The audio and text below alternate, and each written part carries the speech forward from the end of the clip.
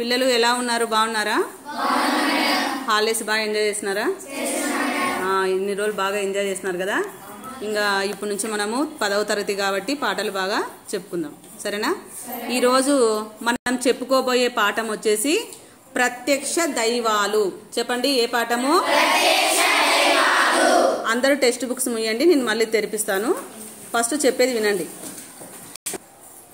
మొదట మనం పాఠం బాగా అర్థం కావాలంటే ఆ పాఠం యొక్క అర్థాన్ని మనము తెలుసుకోవాలి. పాఠం పేరు ఏం చెప్పినాను ఇందాక? ప్రత్యక్ష దైవాలు. ప్రత్యక్షము అంటే ఏమో తెలుసా మీకు? ప్రత్యక్షము మీరు వ్యతిరేక పదాలు వినింటారు. ప్రత్యక్షము, పరోక్షము కదా. ప్రత్యక్షము, పరోక్షము. మళ్ళీ ప్రత్యక్షము అంటే ఏమిటో మీకు ఇప్పుడు నేను ఒక చిన్న ఉదాహరణ ద్వారా మీకు చెప్తాను. ఇప్పుడు మీరే ఉన్నారు, రోడ్డు మీద అలా వెళుతూ నడుచుకుంటూ పోతూ ఉన్నారు. పోయేటప్పుడు ఒక చిన్న యాక్సిడెంట్ జరిగింది. యాక్సిడెంట్ జరిగినప్పుడు మీరు కళ్ళతో చూసింటారు. అర్థమైందా? అక్కడ తను రక్తం గారుతూ ప్రాణంతో కొట్టుమిట్టాడుతూ ఉంటాడు. ఆ యొక్క సిచ్యువేషన్ని మీరు కళ్ళారా చూసినారు. అలా కళ్ళతో చూసినట్లయితే దానినే ప్రత్యక్షము అంటారు. అర్థమైందా? దేనినైనా ఏదైనా ఒక సన్నివేశాన్ని మనము మన యొక్క కళ్ళతో చూస్తే దాన్నే ప్రత్యక్షము అని అంటాము. మరి పరోక్షము అంటే ఏమి? ఇప్పుడు ఏదైనా ఒక సన్నివేశం జరిగింది, ఇదే రోడ్డుదే యాక్సిడెంట్ జరిగింది, అది నువ్వు చూడలేదు, నువ్వు స్కూల్లో ఉన్నావు, నీ స్నేహితురాలు దాన్ని చూసింది, రోడ్డు మీద జరిగినవి చూసింది. చూసొచ్చి ఆమె ఊరికి ఉంటుందా? క్లాస్కి వచ్చినాక ఏం చెప్తుంది? మనకి ఇట్లా పత్తికొండలో పలానా చోట యాక్సిడెంట్ జరిగింది, ఇట్లా వాళ్ళు చనిపోయినారు, లేదా కొంతమంది బతికినారు, హాస్పిటల్ తీసుకుపోయినారు అని జరిగిన విషయాన్ని మనకు చెప్తారు. అక్కడ జరిగిన విషయాన్ని మీరు తెలుసుకున్నారు. కానీ ఎలా తెలుసుకున్నారు? ప్రత్యక్షంగానా, పరోక్షంగానా? పరోక్షంగా. అంటే మీరు కళ్ళతో చూడలేదు. మనం కళ్ళతో చూసిన దాన్ని మాత్రమే ప్రత్యక్షము అంటారు. మనం కళ్ళతో చూడకుండా వేరే వారి ద్వారా మనం ఒక విషయాన్ని తెలుసుకున్నట్లయితే దాన్ని ఏమంటారు? పరోక్షము అని అంటారు. మనకు తెలుగులో ప్రత్యక్ష కథనము, పరోక్ష కథనం అని కూడా ఉన్నాయి. డైరెక్ట్, ఇండైరెక్ట్ స్పీచ్ అని ఇంగ్లీష్ కూడా మీరు నేర్చుకుంటారు అనమాట. అందుకోసమే ఈ ప్రత్యక్షము అనే పదానికి నేను ఎగ్జాంపుల్ చెప్పినాను. అర్థమైందా? పరోక్షము అంటే మీరు కళ్ళతో చూసినట్ట, చూడనట్లు. మీరందరూ ప్రతిరోజు పొద్దున్నే వచ్చేసరికి స్కూల్కి వచ్చేటప్పుడు దేవుని పూజించుకొని వస్తారు. ఎంతమంది దేవుని పూజిస్తారు? అందరూ మొక్కుకొని వస్తారు. ఒకవేళ మీరు కొన్ని కోరికలు ఉంటే కోరికల్ని కూడా చెప్తారు. ఒకవేళ మీ కోరికలు తీరినాయనుకోండి, ఏం చేస్తారు? దేవునికి మొక్కులు తీర్చుకుంటారు కదా. ఇప్పుడు నేను మొక్కుకుంటారు, నేను పాస్ అయితే 100 టెంకాయలు కొడతాను, అవి లేదంటే నీ దగ్గరకు వస్తాను, అది ఇదని చెప్తుంటారు కదా. అట్లా మీరు దేవుణ్ణి పూజిస్తారు, తర్వాత దేవునికి మొక్కులు తీర్చుకుంటారు. మరి ఇక్కడ దేవుడు మీకు కంటికి కనిపిస్తాడా? కంటికి కనిపించాడు. మళ్ళీ దేవుని మీరు ఎలా పూజిస్తున్నారు? ఏ రూపంలో పూజిస్తున్నారు? విగ్రహాల రూపంలో పూజిస్తున్నారు. అంతే కదా. మీ ఇంట్లో పటాలో లేదంటే విగ్రహాలు ఉంటాయి. ఆ విగ్రహాల రూపంలో మీరు దేవుణ్ణి పూజిస్తున్నారు. ఎవరైనా దేవుని చూసినారా? జయలక్ష్మి కనిపించినాడా దేవుడు? ఏమన్నా చూడలేదు కదా. మనలో ఎవరు కూడా మనము దేవుణ్ణి ప్రత్యక్షంగా చూడలేదు. ఎందుకంటే మనం అన్ని ఎన్నో పాపాలు చేసింటాం. పూర్వకాలంలో అయితే అందరు దేవుడు ప్రత్యక్షమయ్యేవాడు. ఇప్పుడు ప్రత్యక్షమవుతున్నాడా? కావటం లేదు. కాబట్టి మనమంతా కూడా ఇక్కడ దేవుని పూజిస్తున్నాము. కానీ ఏ విధంగా పూజిస్తున్నాము? విగ్రహాల రూపంలో. అంటే ఏ రూపంలో? పరోక్షంగా పూజిస్తున్నాం. ప్రత్యక్షంగా అయితే పూజించటము లేదు. మళ్ళీ మన కంటికి కనపడే నిజమైన దేవుళ్ళు ఎవరు అంటే మనకు జన్మనిచ్చినటువంటి అమ్మా నాన్నలు. అర్థమైందా? తల్లి తండ్రులు. మరి తల్లి తండ్రి ఏ సమాసము? ద్వంద్వ సమాసము. ఎందుకు? ఆ పదము జంట పదం కదా. మీకు అందరికీ తెలిసి ఉంటుంది. మీకు ఇష్టమైన వాళ్ళు బంధువులు. మనకి ఇష్టమైన వాళ్ళు ఎవరు? మీకు అందరికి ఇష్టమే కదా. జాతరలు అవన్నీ జరిగినప్పుడు తేర్లు ఉంటాయి కదా, మీరు చేసుకుంటుంటారు. జాతరలంట, తిరునాళ్ళంట, ఇంకేమి దేవరలు. అప్పుడంతా ఎందుకు ఇష్టం మీకు? బంధువులు వస్తారని కదా. మన బంధువులంతా కూడా ద్వంద్వ సమాసం గుర్తుపెట్టుకోవాలి. అర్థమైందా? అమ్మ నాన్న, అక్క చెల్లెళ్ళు, అత్త మామ, ఇంకా చెప్పండి, బావ బావమర్దులు, ఇంకా అన్న తమ్ముడు, అక్క బావ కదా, ఈ రిలేషన్ అంతా కూడా మనకు ద్వంద్వ సమాసం కిందికే వస్తూ ఉంటుందన్నమాట. అర్థమైందే? మళ్ళీ ఇక్కడ మనము ఏం చెప్పినాము? దేవుణ్ణి పరోక్షంగా పూజిస్తాము. మన కంటికి కనిపించే నిజమైన దేవుళ్ళు ఎవరు? తల్లిదండ్రులు. ఇదంతా ఎందుకు చెప్పినానంటే మన యొక్క పాఠం పేరు ప్రత్యక్ష దైవాలు. అంటే మన కంటికి కనిపించే నిజమైన దేవుళ్ళు ఎవరు అంటే మన తల్లిదండ్రులు అని చెప్పడం కోసమే నేను ఇదంతా ప్రత్యక్షము అంటేమి పరోక్షము అంటేమి మీకు ఉదాహరణ రూపంలో చెప్పడము జరిగిందనమాట. ఎందుకు మనము తల్లిదండ్రులని నిజమైన దేవుళ్ళు ప్రత్యక్ష దేవుళ్ళు అని మనం ఎందుకు అంటున్నామంటే పిల్లలే ప్రపంచంగా భావించే తల్లిదండ్రులు ఉన్నారు, అంతే కదా. ఇప్పుడు దేవుళ్ళు ఉన్నారు, దేవుళ్ళకి ఇట్లా అమృతం దొరికింది, అమృతం దొరకగానే ఏం చేసినారు వాళ్ళు? మేము తాగాలని దేవుళ్ళు రాక్షసులు ఇద్దరు కొట్లాడుకున్నారు. అదే కానీ మన తల్లిదండ్రులకు కానీ అమృతం దొరికింది అనుకోండి, ఏం చేస్తారు వాళ్ళు? మొదట వాళ్ళు తాగాలనుకోరు, మొదట మా పిల్లలకి పెట్టాలి, మా పిల్లలకి తాగించాలి, వాళ్ళు జీవితాంతం బ్రతకాలి అని కోరుకునే కల్మషం లేని వాళ్ళు ఎవరంటే మన తల్లిదండ్రులే. అర్థమైందా? ఎటువంటి స్వార్థం లేని ప్రేమ మన ప్రపంచంలో ఉందంటే అది ఒక తల్లిదండ్రుల ప్రేమ మాత్రమే. మన నుండి ఎటువంటిది ఆశించకుండా చేస్తారనమాట. కాబట్టి తల్లిదండ్రుల ప్రేమ అనేది మనము ఎంత ఇచ్చినా వాళ్ళకి మనము తీర్చుకోలేమనే చెప్పొచ్చు అనమాట. కాబట్టి ప్రతి ఒక్కరు ఏం చేయాలా?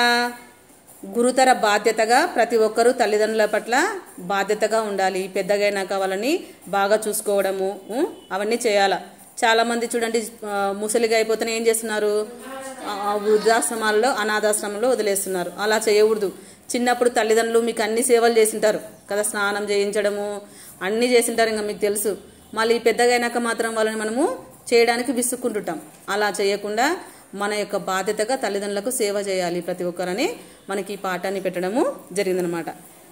కానీ అలా చేస్తున్నారా? చాలామంది సమాజంలో చేయటం లేదు. ఏం చేస్తున్నారు? అనాథాశ్రమంలో వదులుతున్నారు. కాబట్టి మీరంతా చెప్పాలి, తల్లిదండ్రుల పట్ల మనం ఎలా ఉండాలి? గౌరవాన్ని ప్రదర్శించాలి. వాళ్ళు వయసు వచ్చినప్పుడు ఏం చేయాలి? వాళ్ళని ముసలిలో ఉన్నప్పుడు వాళ్ళని బాగా చూసుకోవాలి, వాళ్ళ బాగోగులన్నింటినీ మనము పట్టించుకోవాలన్నమాట. కానీ కొంతమంది తల్లిదండ్రుల మీద దయ లేకుండా ఉంటారు. అలా తల్లిదండ్రుల మీద దయలేని పుత్రులను మన వేమన గారు ఒక పద్య రూపంలో చాలా చక్కగా చెప్పినారు. ఆ పద్యంలో ఈ పిల్లలను ఎవరితో పోల్చినాడంటే చెద పురుగులతోని పోల్చినాడు. ఏ పురుగులతోని? చెద పురుగులు అంటే తెలుసా? అవి రోజుకి ఎన్నో పుడుతుంటాయి, ఎన్నో చస్తుంటాయి. కానీ వాటి వల్ల కొద్దిగా కూడా మనకు ఎటువంటి ప్రయోజనం అనేది ఉండదు. ఆ పురుగుల వల్ల మనకు ఎటువంటి ప్రయోజనం ఉండదు. మీరు చూస్తుంటారు కబ్బోర్డ్స్ ఉంటాయి కదా ఇంట్లో అమ్మ, ఆ కబ్బోర్డ్స్లో కంటికి కనిపించిన చిన్నటివి చెద పురుగులు ఉంటాయి. అవంతా చెక్కని ఏం చేస్తుంటాయి అంటే ఏమంటాయి చెక్కని తింటూ ఉంటాయి అన్నమాట. తింటూ అంతా దాన్ని పాడు చేస్తూ ఉంటుంది అనమాట. అంటే వీటి వలన నష్టమే ఉంటుంది కానీ ఎవరికి కూడా మంచి అనేది జరగదు. వేటి వల్ల? చెద పురుగుల వల్ల మంచి అనేది జరగదు. మళ్ళీ చెద పురుగుల వల్ల అందరికీ ఎలా నష్టం ఉంటుందో ఈ పుత్రుడు కూడా తల్లిదండ్రులను పట్టించుకోకుండా ఉంటాడు కదా, ఆ పిల్లల వల్ల కూడా తల్లిదండ్రులకు ఎటువంటి ప్రయోజనము ఉండదు. అలాంటప్పుడు ప్రయోజనం లేనప్పుడు వాడు పుట్టినా ఒకటే, చనిపోయినా ఒకటే అని వేమన గారు ఒక మంచి పద్యంలో మనకు చెప్పడము జరిగింది. అది మనం ఇప్పుడు చెప్పుకుందాము. తీయండమ్మా, టెక్స్ట్ బుక్లు తీయండి అందరూ. తల్లిదండ్రి మీద దయలేని పుత్రుండు పుట్టనేమి వాడు గిట్టనేమి, పుట్టలోన చెదలు పుట్టదా గిట్టదా, విశ్వదాభిరామ వినురవేమ. తల్లి తండ్రి మీద దయ లేని పుత్రుడు. దయ అంటే మీ అందరికి తెలుసు, జాలి కరుణ కదా. అంటే అయ్యో పాపం అనుకుంటాం కదా, అలా తల్లిదండ్రుల మీద జాలి కలగని కుమారుడు పుట్టినా ఒకటే, గిట్టనేమి అంటే మీ చనిపోయినా ఒకటే, వాడి వల్ల ఎటువంటి ప్రయోజనము ఉండదు. పుట్టలోన చెదలు పుట్టదా గిట్టదా, మీకు అందరికి తెలుసు పుట్టలో చెదలు పుడుతుంటాయి, చనిపోతుంటాయి. వాటి వల్ల ఎవరికి కూడా మనకు ప్రయోజనము ఉండదు. కాబట్టి వేమన గారు ఇక్కడ ఏ పురుగులతోని తల్లిదండ్రుల మీద దయలేని పుత్రుడిని పోల్చినాడు? చెద పురుగులతోని పోల్చడము జరిగింది. కింద చూడమ్మ, ఇది వేమన శతకం నుంచి వచ్చిందనమాట ఈ పద్యము. వేమన గారు రాసినారు కాబట్టి ఈ పద్యము ఏ శతకం నుంచి వచ్చింది? ఇంతకు శతకం అంటే ఎన్ని పద్యాలు ఉంటాయి శతకంలో? నేను చెప్పిన మీకు చాలాసార్లు చెప్పింటా, 100 కంటే ఎక్కువనే 100 పద్యాలు లేదా 108 పద్యాలు వరకు ఉంటాయన్నమాట కదా. మళ్ళీ శతకం అంటేనే 100 పద్యాల రచన, మళ్ళీ 108 పద్యాలు ఉంటాయి. మళ్ళీ ఏ ఏ శతకాలు ఉన్నాయో మాకు తెలిసిన కొన్ని చెప్పండి. మీకు వేమన శతకము చెప్పండి, వినింటారు. పాత 6th క్లాస్ నుంచి చదివింటారు కదా మీరు కొన్ని శతకాల పేర్లు, అవి చెప్పండి. చెప్పండి అమ్మా, చిన్న క్లాస్లో చదివింటారు కదా, శతకాల పేర్లు చెప్పండి. భాస్కర శతకము, సుమతి శతకము, శ్రీకాళహస్తీశ్వర శతకము కదా, ఇంకా తెలుగు బాల శతకము, ఇవన్నీ చాలా ఉన్నాయి శతకాలు. ఇలా శతక పద్యాలు అన్నిట్లో కూడా ఏమి బోధిస్తారు? ఏముంటుంది శతక పద్యాలు అంటేనే మనకి ఏం తెలుస్తుంది దానివల్ల? చెప్పండి. నీతి తెలుస్తుంది.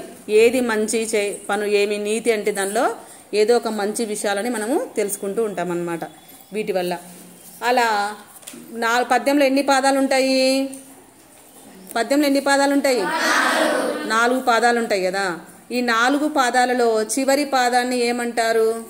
చెప్పినా నేను చాలాసార్లు. చివరి పాదాన్ని ఏమంటారని చెప్పినా మీకు. మకుటము అంటారు. మకుటము అంటే అర్థం ఏం తెలుసా? కిరీటం. మకుటం అంటే అర్థం ఏమి? ఇప్పుడు 2 వ్యక్తులు పోతున్నారు. ఒక వ్యక్తి మామూలుగా ఉన్నాడు, ఇంకొక వ్యక్తి గుర్రం ఉంది, పైన నెత్తిన కిరీటం ఉంది. అప్పుడు మొదటి వ్యక్తిని ఈయన ఎవరంటే మీరు ఏం చెప్పలేరు. ఆయన మామూలుగా ఉన్నాడు, అతను ఎవరంటే ఏమని చెప్తారు? ఆయన పేరు తెలియదు, మీకు ఏం తెలీదు. రెండో వ్యక్తి ఎవరంటే ఆయన కూడా మీకు తెలీదు, కానీ గుర్రము కిరీటం బట్టి అతను ఎవరని చెప్తారు? రాజు అని చెప్తారు కదా. అంటే మనకి ఇక్కడ గుర్తుపట్టడానికి కొన్ని ఆనవాళ్ళు ఉన్నాయి. గుర్రం ఉంది, కిరీటం ఉంది, అందుకని మనం ఏమంటున్నాం? అతన్ని రాజు అంటున్నాం. అలాగనే పద్యంలో 4 పాదాలు ఉన్నప్పుడు మొదటి వాక్యాన్ని చదివినప్పుడు మనకి ఎవరు రాస్తున్నారో తెలియదు, రెండో వాక్యాన్ని చదివినప్పుడు ఎవరు రాస్తున్నారో తెలియదు, మూడో వాక్యాన్ని చదివినప్పుడు కూడా ఎవరు రాస్తున్నారో మనకు తెలియదు. కానీ 4వ పాదాన్ని చదివినప్పుడు విశ్వదాభిరామ వినురవేమ. చూడండి, విశ్వదాభిరామ వినురవేమ అంటే ఓహో వేమన రాసినాడా అనే విషయం మీకు తెలుస్తుందన్నమాట. తర్వాత వినరా సుమతి, ఓహో సుమతి అంటే బద్దెన రాసినాడు అనే విషయం మీకు తెలుస్తుందన్నమాట. అట్లా ఒక్కొక్క శతకకర్త ఎవరు అనేది మనకు తెలుస్తుందన్నమాట. అందుకే మనం కిరీటాన్ని బట్టి రాజుని ఏ విధంగా కనుక్కున్నామో ఈ 4వ పాదాన్ని బట్టే కవి గురించి మనము తెలుసుకుంటాం అన్నమాట. అర్థమైందా? ఏమన్నా నిద్ర వస్తుందా? ఇప్పుడు మన కింద కొన్ని ప్రశ్నలు ఇచ్చినట్టుమ్మా, చూడండి ప్రశ్నలు. పుత్రులు ఎవరి మీద దయ కలిగి ఉండాలి? చెప్పండి. ఒకరు చెప్పండి. ఒకరంటే అందరు చెప్తున్నారు, ఒకరు లేచి చెప్పండి. పుత్రులు తల్లిదండ్రుల మీద దయ కలిగి ఉండాలి. ఎందుకు తల్లిదండ్రుల మీదనే దయ కలిగి ఉండాలి? తల్లిదండ్రులు చిన్నప్పటి నుంచి మన యొక్క బాగోగులు చూసుకుంటూ మనల్ని పెంచి పోషించి పెద్దగా చేసినారు కదా, మనకెంతో సేవ చేసినారు. కాబట్టి మనం ఖచ్చితంగా తల్లిదండ్రుల పైన దయను కలిగి ఉండాలి. కవి చెదపురుగులతో ఎవరిని పోల్చాడు? నువ్వు చెప్పమ్మా. నువ్వే. కవి ఉన్నాడు కదా, ఈ కవి చెదపురుగులతో ఎవరిని పోల్చినాడు? Very good. తల్లిదండ్రుల మీద ప్రేమ దయ లేని పుత్రుణ్ణి పోల్చినాడు.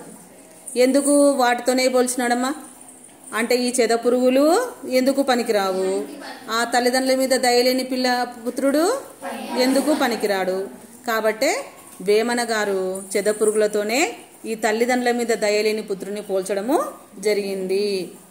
అంతే కదా. ఎటువంటి సహాయమన్నా చేస్తాడా? అతను చేయడు. కాబట్టి ఆయనతో పోల్చడము జరిగింది. నెక్స్ట్ తల్లిదండ్రుల సేవలో తరించిన మహనీయుల పేర్లు చెప్పండి అన్నాడు. తల్లిదండ్రులు అంటేనే గౌరవం కలిగినటువంటి వ్యక్తులు, మొట్టమొదటి తల్లిదండ్రులు చెప్పిన మాట వినే వ్యక్తి ఉన్నారు కొంతమంది. వాళ్ళ పేర్లు ఎవరైనా తెలుసా మీకు? ఎవరున్నారమ్మా? తండ్రి మాటకు విలువ ఇచ్చి పోయినాడు ఒకతను అడవికి, శ్రీరామచంద్రుడు కదా. మనం ఇంటి పక్కన అంగడివే అగ్గి పెట్టదామంటే పోమా ఎప్పుడు నేనే పోలా అంటాం కదా. ఏదైనా చిన్న అమ్మ ఏదైనా గంట అంది అన్నా, ఏదైనా చిన్న పని చెప్పినా మార్కెట్ పోయిరా అంటే కూడా పోమా అంటాం, అవునా కదా. మళ్ళీ ఆయన ఒక రాజు అంటే ఎట్లా బతికింటాడు చిన్నప్పటి నుంచి అల్లారు ముద్దుగా ఎంతో ప్రేమగా అందరి ఆప్యాయతలను పొందుతూ ఎటువంటి లోటు లేకుండా పెరిగింటాడు. కానీ శ్రీరామచంద్రుడు తన తండ్రి మాటకి తన తల్లి మాటకి విలువ ఇచ్చి ఏం చేసినాడు, సొంతమమ్మ కూడా కాదు మళ్ళీ ఆమె కదా, సొంతమమ్మ కాకుండా ఆమె చెప్పిన మాటకి విలువ ఇచ్చి అడవులకి పోవడము జరిగింది. అన్ని సంవత్సరాలు పోయినా అంటే గ్రేట్ కదా. అట్లా శ్రీరామచంద్రుడు ఒక వ్యక్తి. చిన్నప్పుడు మీరు చదివింటారు చిన్న చిన్న క్లాసులో, ముసలి తల్లిదండ్రులని ఇట్లా పెట్టుకొని ఇట్లా మోసుకొని పోతుంటాడు ఒకతను. ఆయన పేరేం పేరు చెప్పండి. మీకు తెలిసిన శ్రీరాముడు ఒకటేనా, ఇంకెవరు లేరా? ఇంకెవరున్నారమ్మా?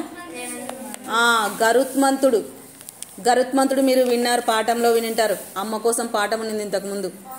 ఏమంటే మీకు బుక్కులు మారినాయి కాబట్టి మీరు విన్నారు, మీకుందో లేదు కదా. అమ్మ కోసం పాఠంలో మనకి గరుత్మంతుడు స్టోరీ ఉంది. ఎవరి గరుత్మంతుడు అంటే మామూలుగా గ్రద్ద తెలుసు కదా మీకు. గరుత్మంతుడు అంటే కద్రువ వినత. మామూలు ఇదంతా చెప్పాలంటే మళ్ళీ మనకి ఒక కశ్యప ప్రజాపతి గురించి చెప్పాలి. ఎవరి కశ్యప ప్రజాపతి అంటే ఈరోజు మనం భూమి మీద ఉన్నాము అంటే ఈ చరాచర జీవ కోటికి కూడా ప్రాణం పోసిన వ్యక్తి ఎవరంటే ఈ యొక్క కశ్యప ప్రజాపతి. ఈ కశ్యప ప్రజాపతికి వినాలమ్మా, ఎక్కడ ఉండవు మీకు టెక్స్ట్ బుక్కుల్లో. మొత్తం నాలెడ్జ్ తెలియాలంటే మీరు వినాలి బాగా. కశ్యప ప్రజాపతికి 4 భార్యలమ్మ. కశ్యప ప్రజాపతికి 4 భార్యలు. వాళ్ళు ఎవరంటే దితి, అదితి, కద్రువ, వినత.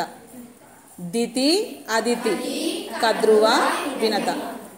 దితికి పుట్టిన వాళ్ళే రాక్షసులు, అదితికి పుట్టిన వాళ్ళు దేవతలు.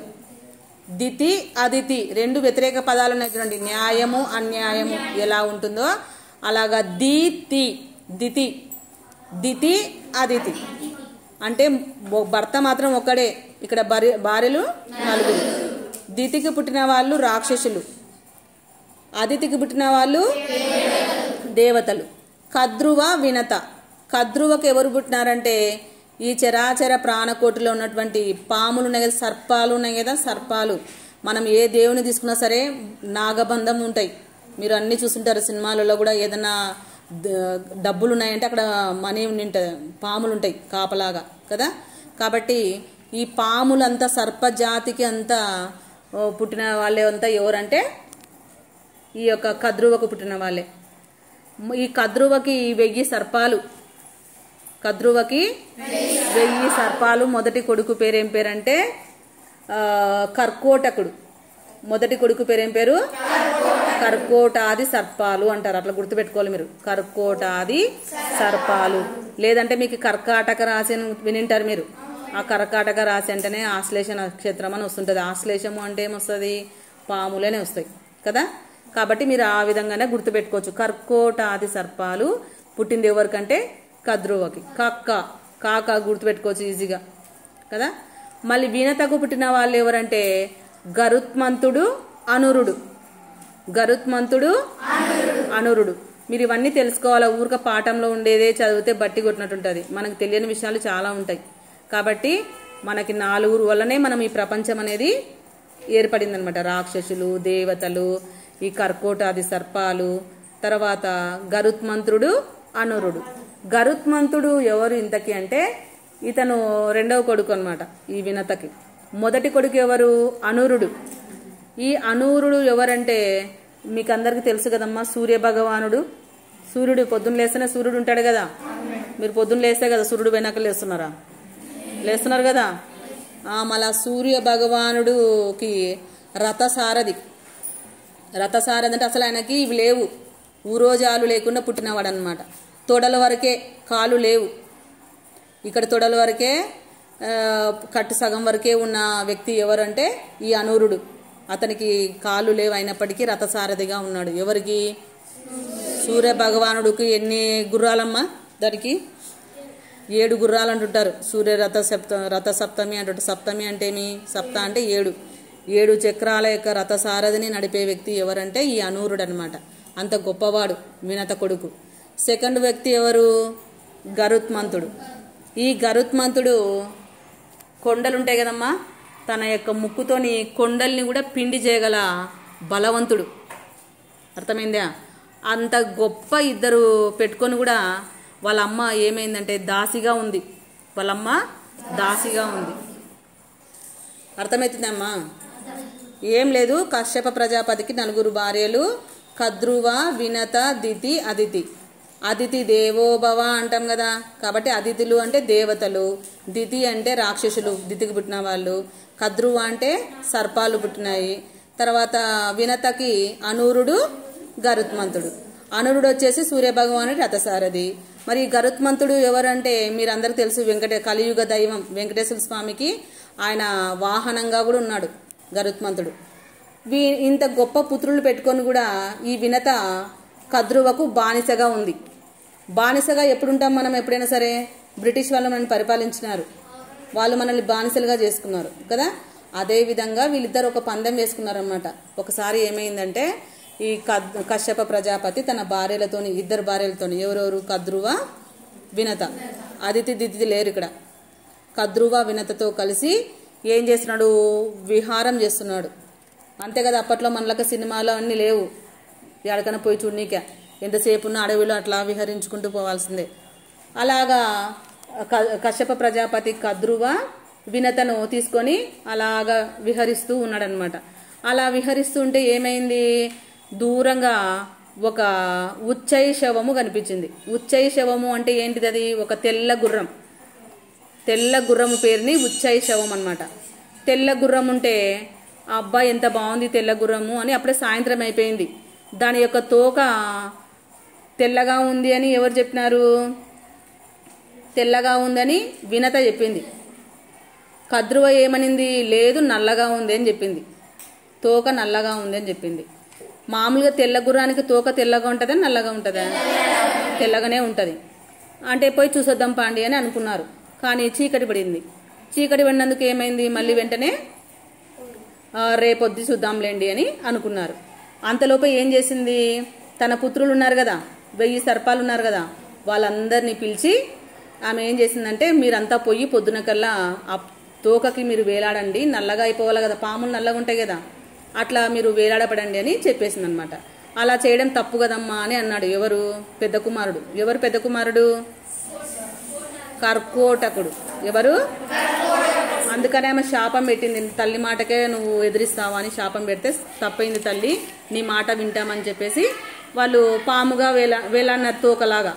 దూరం నుంచి చూస్తే అది ఏమైపోయింది? నల్ల తోక అయిపోయింది.